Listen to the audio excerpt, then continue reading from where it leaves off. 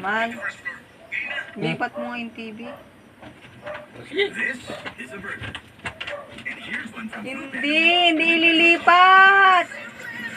Hindi bubuhatin. Ilipat mo sa channel.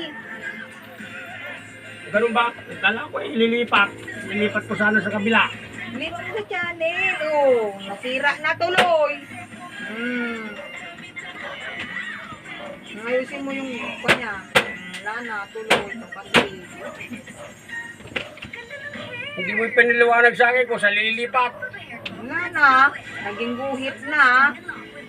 Sabi ko, ililipat mo sa channel. Di bubuhatin. Ganun ba? Oo. Kalasan pati. Sorry ang ron. Ah. Kala ko lipat ko sana sa kabila. Yun lang.